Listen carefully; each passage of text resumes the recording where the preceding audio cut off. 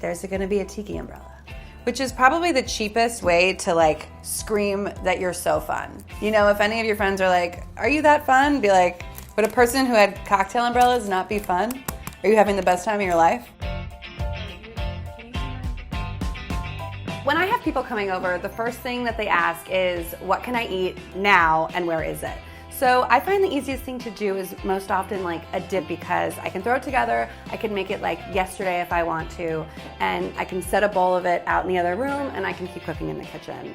Today I'm gonna have a feta herby green goddess situation. It's kind of like that classic salad dressing from the 70s, but in dip form, and then also a punchy cocktail. This is like a very low maintenance dip.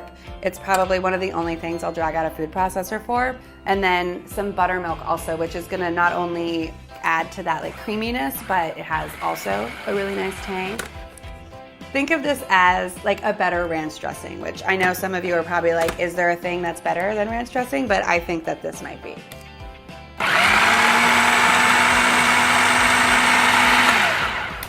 So now that we're there, I'm gonna add all of my herbs. So there's parsley and cilantro and tarragon.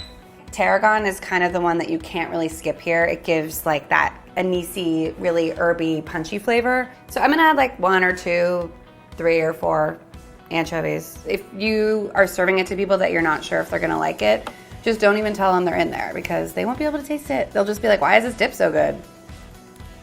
And then let them eat it and be like, because I put anchovies in it. And add some lemon zest. I'm gonna add the juice of this too, but later, so hold on to it.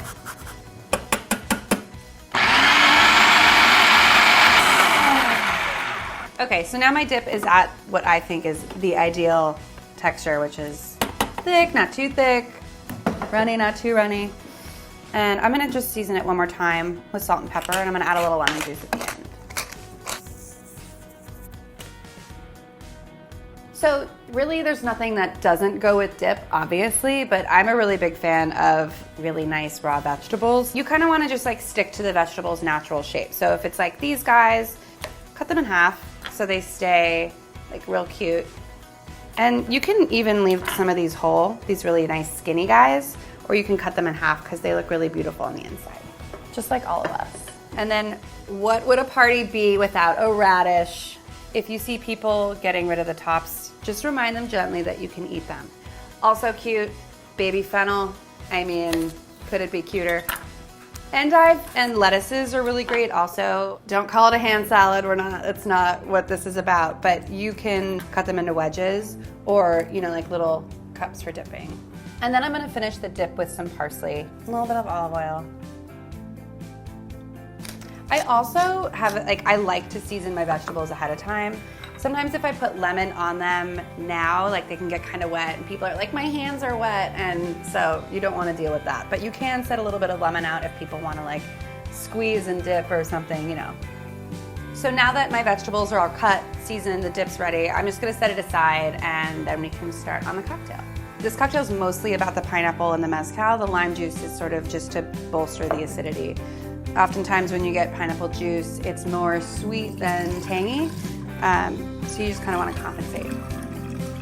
I'm using mezcal because I like how smoky it is, and if you've never had it, it's kind of like tequila, but has a lot more flavor, just like a lot more going on. I'm gonna set out some limes as well. People can use them as garnish. It's like a salt rim, but sugar, get it? You want to go like maybe half up, seltzer. You don't have to babysit your guests, but you can give them guidelines, set out all the tools, and like they'll figure it out.